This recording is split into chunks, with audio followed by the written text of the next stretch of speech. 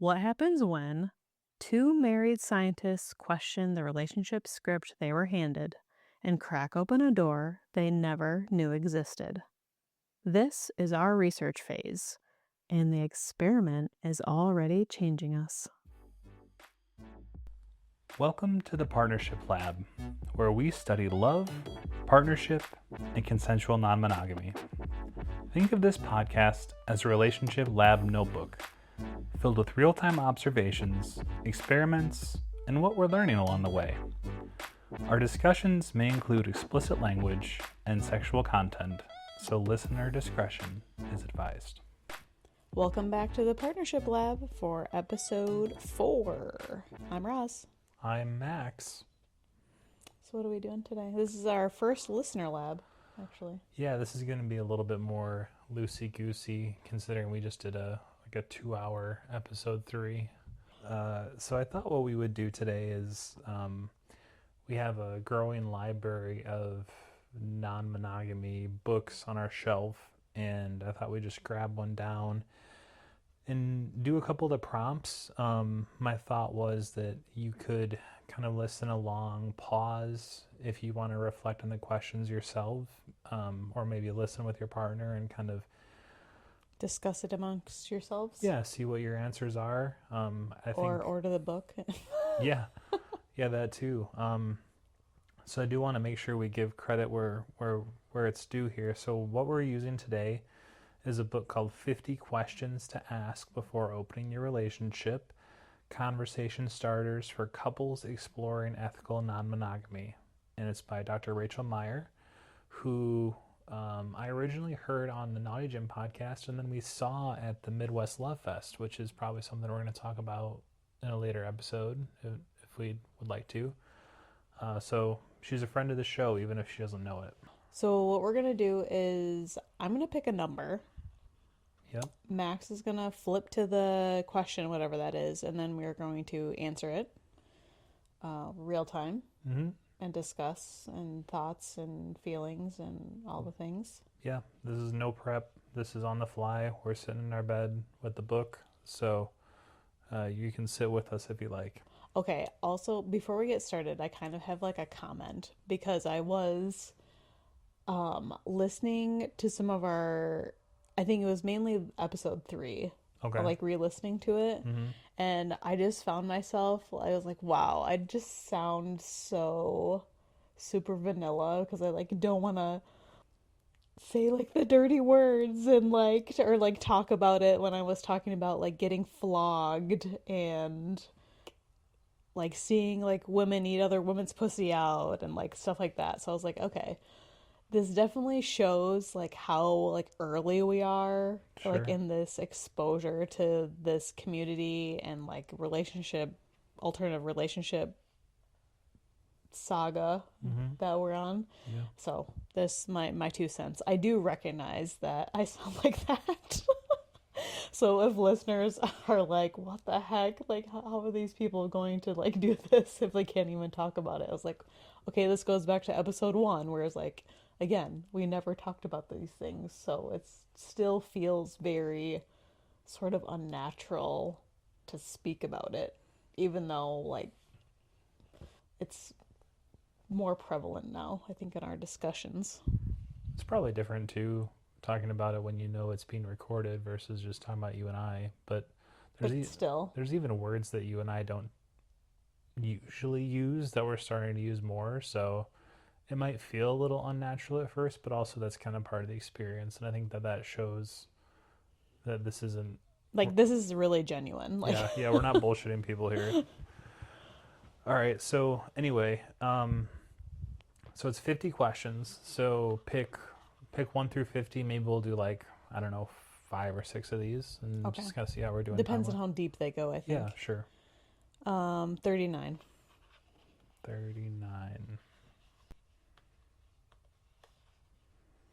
Okay, this is part of chapter 6, which is called Common Challenges and Potential Pitfalls. Oh boy. Oh, this is a good one. Okay. What strategies can we implement if one partner is more successful in finding dates or forming connections than the other? Yeah, I think that's a super applicable question. Very much so. Okay, so a little story about our. This is going to be part of my response, I think. Sounds good. We tried some apps, and I will speak from my perspective. Field was one of them, and I found that app extremely overwhelming.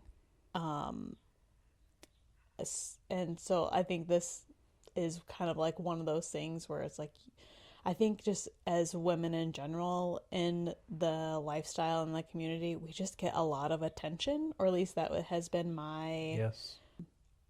perspective from even just like dabbling in a little bit of some of the apps and things. Mm-hmm. And I just found it extremely overwhelming, and I was way too like overstimulated, like trying to, it might just be my personality also. It's like I felt like I needed to like keep up with looking at who was trying to connect or like engage with me, or I don't know. It was just really overwhelming for me. But anyway,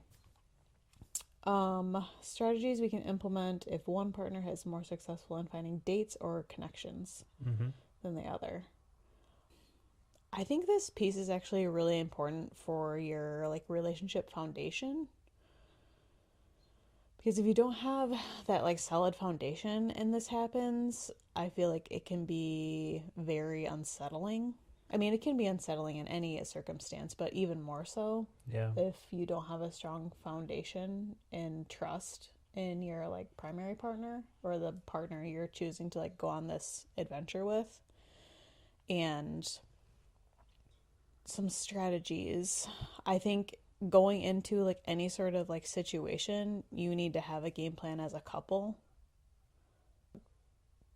What is the goal of that event or experience? And on the other hand, being supportive as well. And it is hard. Like, I think being envious is okay to a certain extent, Mm-hmm. but you want to be careful that it doesn't go over into like jealousy or resentment. Yeah. And if that is happening, like maybe you need to take a step back. So, I mean, being honest with your feelings and how certain situations are making you feel. And if you're that partner that is getting a lot of attention, like being okay saying, sorry, we're taking a pause because my primary relationship is my focus. Yeah, I think it's important that you kind of like hype your primary partner up when you're going into these scenarios, especially if you've gone a couple of experiences and maybe the interest wasn't necessarily equivalent. So let's just say, for example, that Roz is getting a lot more attention than I am. After the third or fourth event where that's the case, I think that it would be good if she, number one, was like recognizing that that was the case in those other events, and then was, pumping me up, but also maybe giving me like some tips. Me a year ago wouldn't have been very accepting of like feedback on my grooming or things like that. But, if there was something where she's like, hey, maybe if you trim this body area, or if you, did your hair a little bit different, or. And honestly, it's not always a physical thing. Sure, yeah. And then too, if it's like, well, maybe you need to be a little bit more outgoing, or if you notice that someone is into your partner, like kind of helping them recognize it, because I think a lot of time, Wingwoman, yeah. a lot of times you're not going to see it if you're kind of in your feels or you're not feeling super confident about yourself. And if it's like, hey, that dude's totally checking you out, even if it doesn't turn into anything, it like boosts them up. The confidence level. Yeah. Yeah, totally. I think that's like the really early response to this. I think I wouldn't want it to get too much farther down the track where,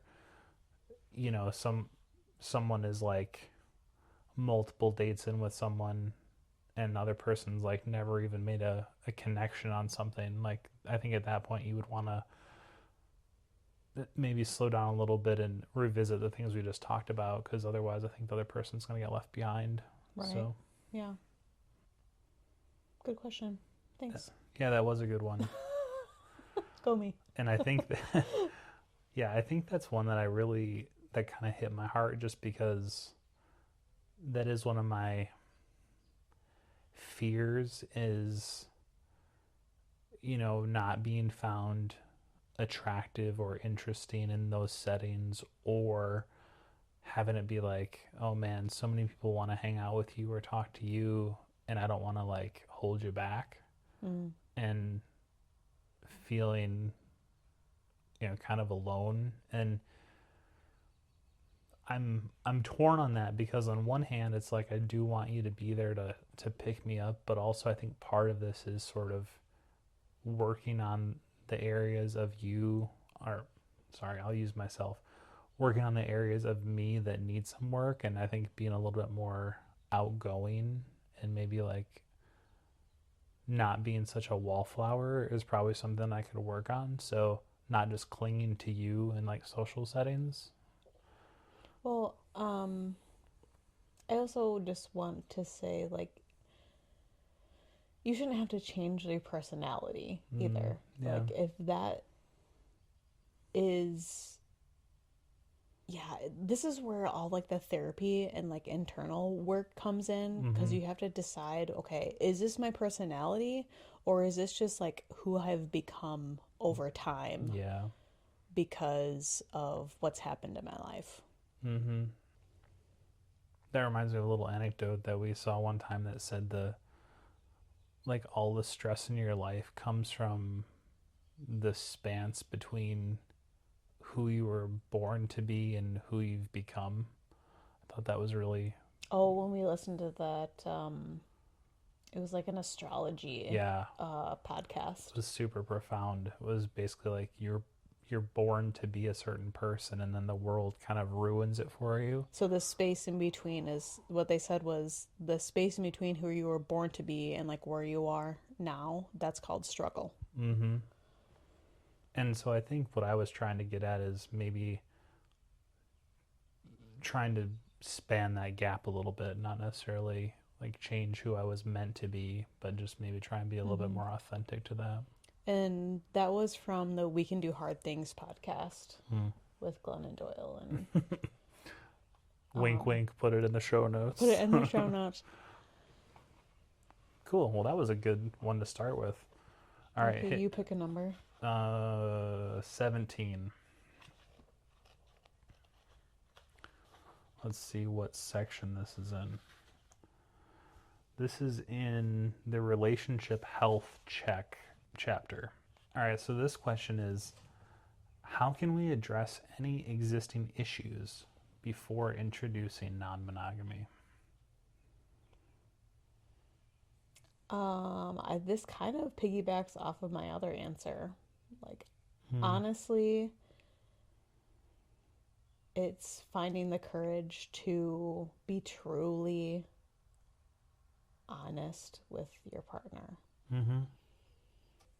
And I think since we've been married or together for so long, we've kind of just like melded together into a one. little bit. Yeah. And then starting your own family and like doing all those things, like you're even more together. And that was very difficult for us, kind of rediscovering who we are as individuals. Yeah. And not a couple or mom and dad. So that's been one thing, is really looking at, okay, do I feel like my own person?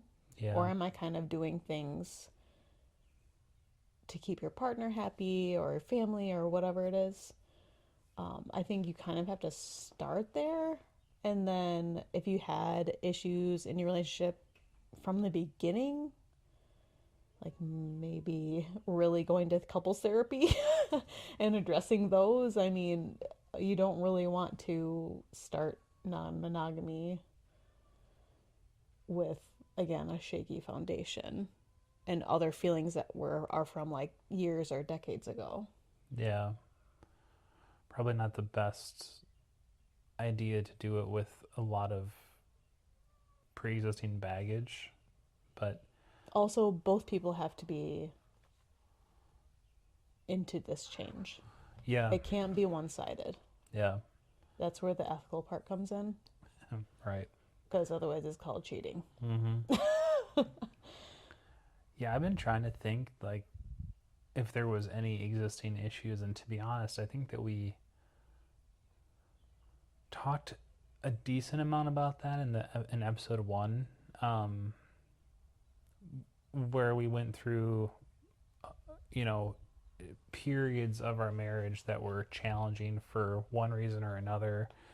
Um, but right now, I can't think of really any.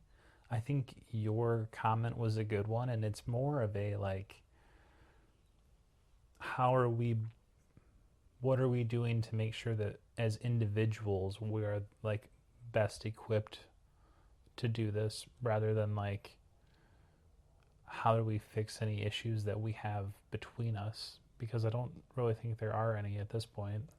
And honestly, all like the deep conversations that we've had, the like open honesty portion of that, like a lot of times that portion is hard because everyone's afraid. You're Mm-hmm. afraid of getting rejected. You're afraid of like what the other person is going to think. And if they're your person, that's really scary. Yeah. You don't want to tip the balance of the relationship by, okay, so you maybe admitted something or like just something you've never talked about, and then that ends up being like a deal breaker or something like that. But I think if you can't be honest, that's kind of a sign, a telling sign also. I'm glad that you brought that up because it made me think of something. So I was texting with my like closest friend the other day, and I was just mentioning how I felt like I hadn't given you enough credit through this process because there were so many things that I thought at the time, like going back a year or 2 or 3, that I, even said in therapy that I was like, this is unlovable or this is divorceable. And, like, I don't know, even just the idea of talking about an open relationship or, some of my sexual interests or things, I literally thought, like, we won't survive this. And what I really meant by that was, I don't think she's ready to hear this and she won't be able to get over it, which was selling you short. But in saying that to him, I had sort of this interesting like reframe, and you made me think of it as you were speaking, where I think it's different when someone shares something with you and that is someone that you love very dearly. And if you're like watching a TV show about someone that you don't know, that you have no connection to, and they say that they're polyamorous or they're gay or they like a certain type of sexual act, it's easier to like judge that person or to kind of like write that off when there's not that existing connection. But when it's someone who you love so much, I think that almost makes you more receptive to those ideas just because they're coming from someone you care about very much. And I Mm. think that a lot of the couples out there that are afraid to say things, you just have to trust that like when it comes from someone that your partner loves so dearly, that they're gonna see that as part of you and love that too. Mm-hmm. This is where therapy comes in, people. Yeah. Yeah. Well, those are And two. honestly, I think the other side of it is if you have trouble putting words to either feelings or how to say things in a constructive but not criticizing Yeah. way, but still like get your point across or your the thing you want to talk about across and just have a discussion. I think there's a lot to be said about that too. So like reach out to a resource. I mean the internet is plentiful, but like, validate your sources. We're scientists, okay? Like please. Yeah. Sources are important. And Information is important. Where you get that information is important. I could go on. that's where your therapist can be kind of that like translator, sounding board. Counselor, Yeah. somebody with some knowledge. Good. All right. You want to pick another one? Pick another number. Mm, 4. Number 4. This is in chapter 1 called Exploring Your Why. What beliefs do I have about sex and intimacy?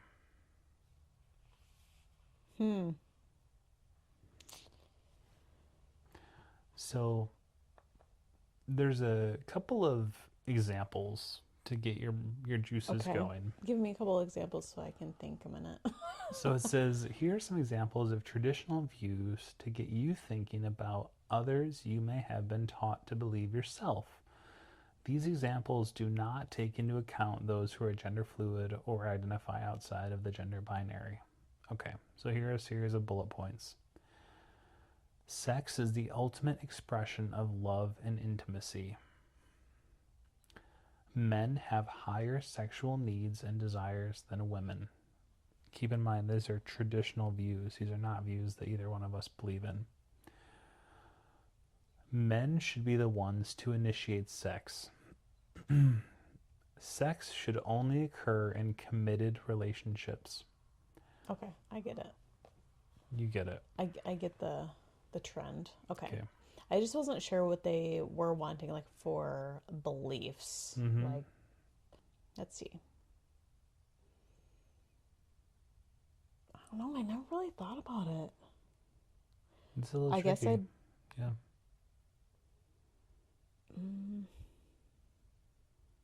Maybe just start with one. Okay, so maybe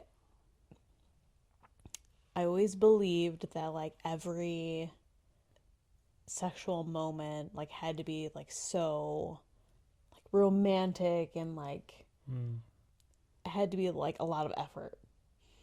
I never really thought about, oh, let's, like, masturbate next to each other, like, as being, like, an intimate sexual experience. Even though it is, didn't really reach the top of my priority list. But I think we've both experienced that there's many ways you can be intimate. Yeah. And sometimes it might not even involve sex. You can still be have an intimate encounter. Yeah. Showering together. With no bathing suits on? With no bathing suits on. Yeah, this is an interesting one. I think, Making out in a pool, half naked. yeah, in Nicaragua. I used to think that I needed to have sex to feel connected to you. But I think what I've found is it's a little bit more nuanced than that. So I kind of have like two buckets. One is the intellectual and emotional connection that we have, which we're feeling right now. And then the other one is the sexual one. Like, Which we filled yesterday. yeah. And so as as long as like the sum of those two buckets stays above a certain amount, then I feel connected. But once they get drained past a certain point, sex is sort of like the, fire hose into the Your buckets to kind of, nitrous yeah, shot. it's sort of like gets us going again. But I still need the other part of it too, which is something I don't know that I really recognized before. So I think my view on that has changed a little bit to say that, I think that sex is connective, but I think that it's not a substitute for like the emotional and intellectual connection that we have. Like you can't just have one bucket or the other Yeah. to fill that connection need. Yeah. And, I think I probably believed in most of these tropes that I just read off. Like I never thought like men were the only ones to. Actually, let's comment on them. Yeah, let's do that. All right. So we'll start at the beginning. We'll just say like what we think. So sex is the ultimate expression of love and intimacy. Like the sexual act is one thing, but Mm-hmm. intimacy can be many Yeah. things. I think that I don't think sex necessarily is like the only way. And you can totally have sex with someone and not love them. Like that's Yeah. yeah. Yeah. Men have higher sexual needs and desires than women. I feel like my experience says I believe that one. But I know that that's not true for some people. So, I don't know. Yeah, I think it's a stereotype. I think it's a stereotype that actually is kind of difficult for men because when we do want it, sometimes it's like, just you're just another guy, like always wanting sex. And then if you don't want it, it's like, what's wrong with you? So there's really no right way to be. But I don't think that that's as true as I originally would have believed. I think there's a lot of horny women out there. Men should be the one that initiate. I strongly disagree with that. Buzzer. I mean, if anything, I was going to say it should be 50-50, yeah, but I'm gonna retract that, and I think that's going to depend a little bit on the different sexual blueprint types that you have, the different like personality types and stuff. And I was saying earlier that I think we'll get into the blueprint types next episode. Yeah, and go through them and like deep dive. Yeah, I know we've referenced that a few times already. Yeah, it's quite interesting actually. And then we'll say just one more of these, and I think we're going to know where we land on this. Sex should only occur in committed relationships. Well, we haven't done that, but I think this is proof of that. It's definitely a possibility. Yeah. All right. Did you pick that one? Yeah. I'm going to say 26.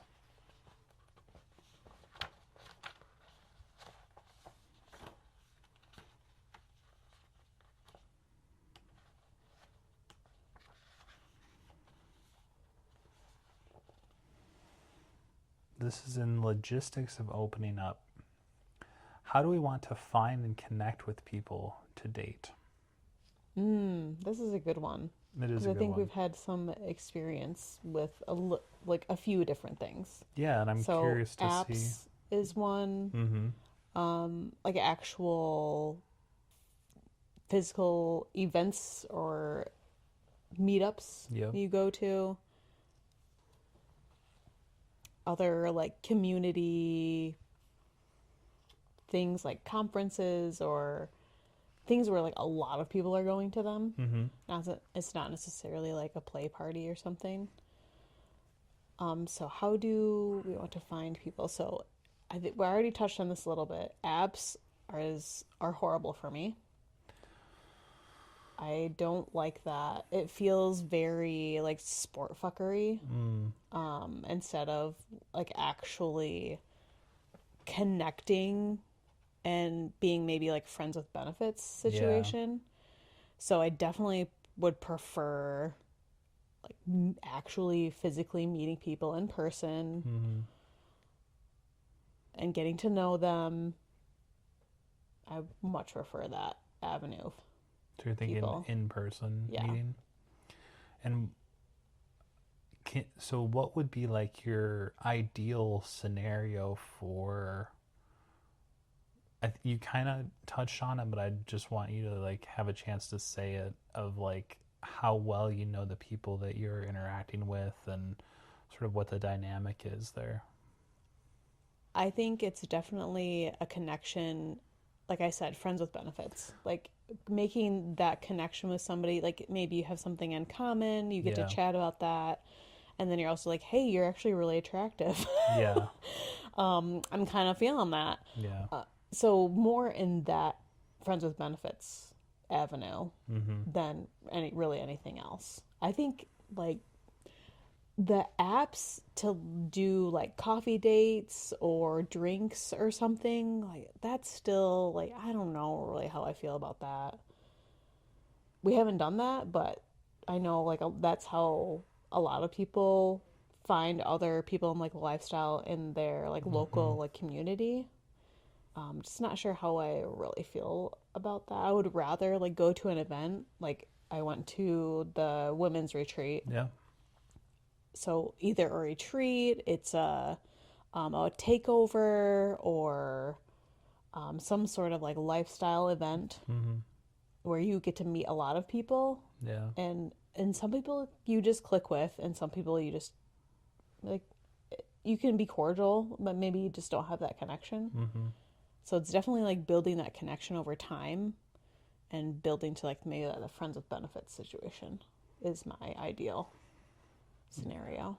Yeah, I wouldn't be opposed to trying the app again to meet people locally, but I would agree with you that I think everyone is in a state when they're at these takeovers where there's so much more like free, and I feel like the connections you make are so much faster and stronger. And I think my ideal would as well be like a couple of couples that we really like, that we see at different events, that we like may or may not play with, but they're just, or we like say, hey, you guys want to like go travel to this place or that place. Sure. And like I think that's would be my ideal scenario. And you know, maybe the group keeps it kind of tight, you know, where there's like 5 or 6 couples that maybe like play amongst themselves, but you can like trust that they're all going to be, you know, safe. Yeah, exactly. And then go on different trips. Build your own little commune. Yeah. I think we talked about. Yeah, I know. I think that would be cool. We should talk about that experience. I won't give like a whole lot. We kind of mentioned it already on this episode, but we should talk about that experience because I think the Nicaragua trip. Yeah. Yeah, for sure. How about we do 2 more? So you pick the next one. Okay.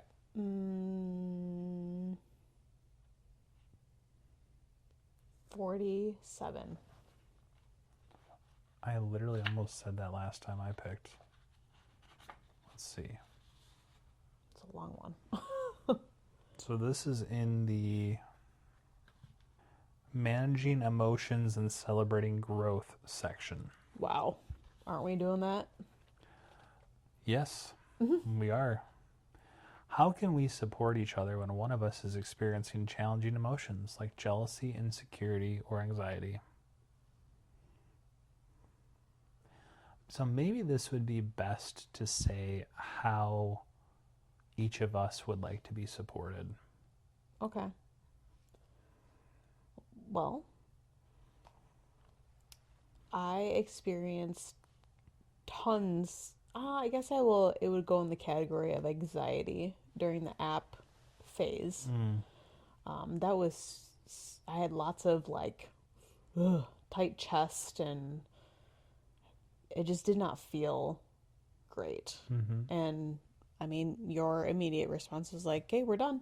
Like, and that was really nice to hear for me, just knowing that, like, okay, you have my back. Like, I Totally. can be honest and saying like, this is just not feeling good. I don't want I don't want to pursue this avenue anymore. And you're just like, okay, enough said. That's all you had to say. Mm-hmm. And so that was excellent. I think for like future, it's just for me, like I have to be honest how I'm feeling Mm-hmm. and communicate that openly to you, Yeah. and but also recognize like, hey, I'm really sorry, this might kind of like wet blanket your experience, but this is how I'm feeling. Mm. And I need a break, or I need it just to be us for a little while Yeah. to like maybe just reconnect Mm-hmm. for a little bit. I think that's the best way for me. Yeah, I think it's kind of cliche, but for me, I think it's like the communication piece because I think that when I'm feeling any of these things, insecure, jealous, or anxious, my brain starts doing things that are unkind to me. Your Um, inner critic's talking bad about you. well, yeah, and it just starts filling in gaps. You know, it's like, oh man, she wasn't smiling when she looked at me last time. You know, like, Assumptions. is she upset about X or Y? You know, and it's probably annoying, um, but like, I just need that reassurance sometimes. And there have been times, you know, where recently where I'm just like, you know what, I'm just feeling off, and I just like need you to tell me we're good, you know? Mm. And there's really no reason for that, but I think in these particular settings that could be something that could potentially pop up. You said that, and I just have like a quick like comment. Mm-hmm. I think it would help me help support you better. Like if you say like I'm off, like maybe like expand just like a teeny bit Mm-hmm. on the I'm off portion. Like how you said it right now was great. Like if you would say to me like, "Hey, I'm feeling off. I just need a moment of like reassurance and Mm. reconnection." And maybe even if you could say like, "What do you need reassurance on? Like, is it like an insecurity piece, Mm. or like what's the feeling that's Mm. where you're needing the reassurance?" That would help me Okay. like better like understand like what I can do to help you. Sometimes I know, and sometimes I Yeah, don't, I know it's but tough. yeah, that's good feedback. So I just want to make sure I understood what you had said for this, and that was continuing to like have your back like I did when you wanted to get off the app and show you that you're the most important thing. And Put in me in our relationship first. in points where you're needing something to hear you and to show you that you're my priority. Yeah. And honestly, it was really as simple as like for like the app situation, it was really that quick and simple. It's like, okay, then we're done. Like it didn't have to be anything like grand or like, Mm-hmm. and you didn't ask any questions at all. It was just like, you're not feeling good. Okay. Like pause, Yeah. like, and adjust. Mm-hmm. So, yeah. Sounds good. All right. Pick Okay, last one. pick one more. Yeah. You're me pick one more? Yeah. Oh wait, you picked 47. Yeah, I picked 47. All right, I'll do one more. 9.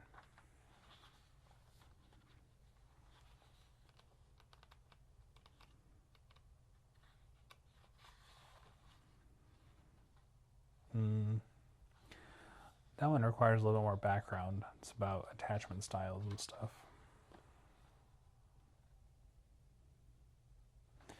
All right, we'll do 16 as our finish. Are we seeking an open relationship to fill a void or fix an existing problem?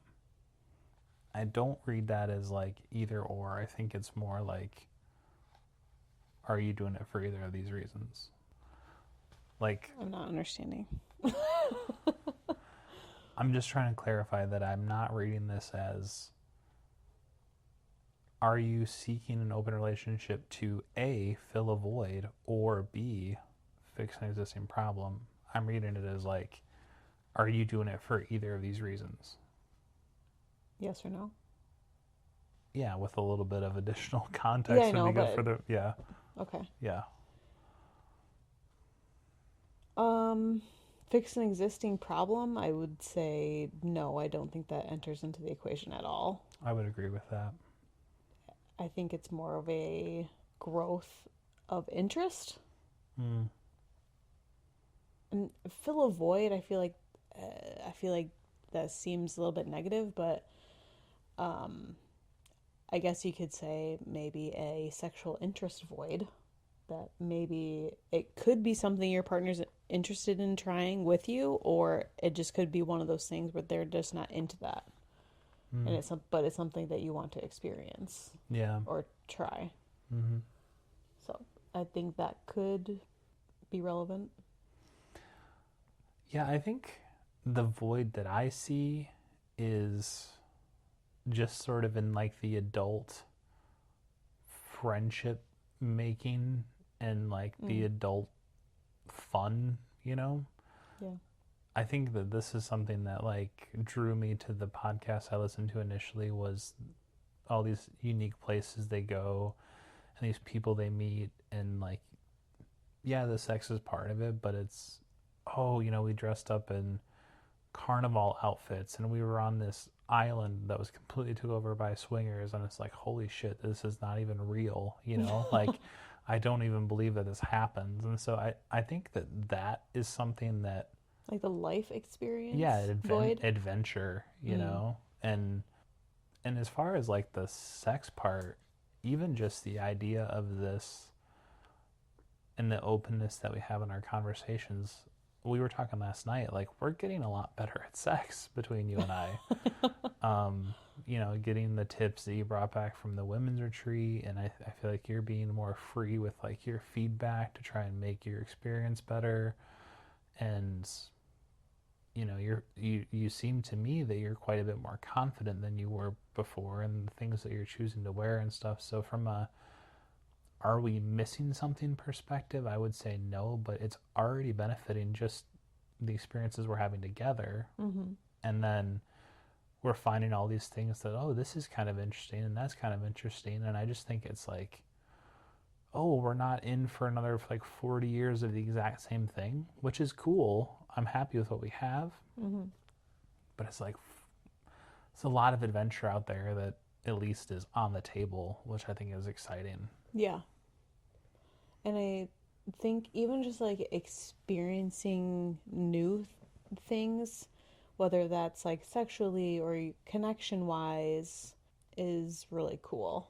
Yeah. And it's really hard because when you're like so far into life, like making adult friends is hard. Totally. It's way harder. I mean, unless you do a lot of adult group activities or something. Yeah. And sports is one. Sports was a pretty big part of both of our lives. And yeah, that's where like all your friends were, is like when you did group things. Yeah. So this is now like our group activity. Right. But also I just wanted to comment on like how hard it is to try new things also sexually without breaking the bank and like buying all the things, you know? I mean, I can't even, there's probably way more out there than I even know that there is. Yeah. But even the ones where I do know that there is like, I can't even imagine like having all that stuff just to try it. And what if you don't like it? Like, if it's like just a waste. Yeah. So And then just the stigma and like all the just like upbringing that we had was like where you just didn't talk about anything. Mm-hmm. That makes it harder to start later also.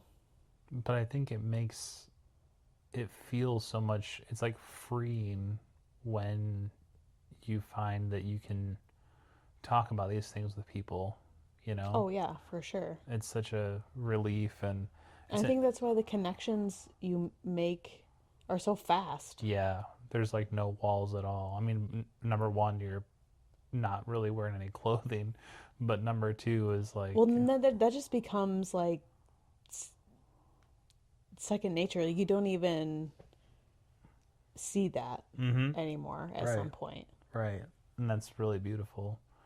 And I like that you brought up the point about being able to find your new like sexual interests and try, like, let's just say like a motor bunny, for example, which is like the kind of the vibrator dildo combination that you like sit on, and it, you know, I mean, those things are like $1,000, but a lot of the playrooms will have those, you know, so it's like you can try it and see if you like it, and if you do, like, maybe you add it to your own arsenal, and if not, then you didn't waste $1,000, or, you know, the What's the resale value on a motor bunny? lightly used. Yeah, I know. So that was a good point I had. Can I sell that on Facebook Marketplace? I don't want to see the person coming to pick up a used motor bunny on Facebook Marketplace. Would you really buy a used motor bunny? Please don't. Okay. I was gonna say maybe, but please don't. Just get some new attachments for it. No. No. That would be really weird. So that was our first listener lab. I hope you enjoyed it. I hope you kind of played along at home with the questions. And again, I want to give all the credit to Dr. Rachel Meyer. This is her book, 50 Questions to Ask Before Opening Your Relationship. Highly recommend it. We bought it when we were at the Midwest Love Fest. She did a talk, and she was so... She did a couple of talks, actually. Yeah, she was so adorable because she was like super nervous, which I thought, like, there's no way someone with doctor in her name is nervous, but she killed it. We think you're awesome. So we're gonna probably do a book club episode, and if you want to listen or read the book before we get there, it's called Open by Rachel Krantz. We listened to the first probably like hour 15-ish, and I'll say that just stick with it. The first couple of minutes is a little bit weird because these are her journal entries, and so it does read a little bit strangely, but it gets into the narrative relatively quickly, and it's very interesting, and it's very conversation provoking. So if you want to read that between now and when we do that episode, so you can kind of be a part of that conversation, that would be great. Yeah, that's cool. Let's see. Also, we talked about it a little bit already, but I think our next episode will be about the erotic blueprint, and talking about our specific results from that. Yeah. That will be interesting. And you guys should take the quiz and just see, like, how compatible everyone is. Yeah, you can do the free one if you don't want to spend the money for I would say spend the money. It's only like $17 or something to get like the full breakdown of your blueprint. And you get like, it's like 38 pages or something crazy. It's a lot, so, yeah. I mean, it's a lot of information, but I recommend it. I highly recommend it. Sounds good. So if you liked our show, please subscribe on whatever platform you listen on, and our contact information is in the show notes, but you can find us on Instagram at _partnership_lab, or you can send us an email at thepartnershiplabpodcast@gmail.com. And stick with us. I'm learning GarageBand as I go, so these edits are hopefully going to get better as we go along. But we love that you guys are listening. And that wraps up today's entry in the Partnership Lab. Until next time, stay curious. These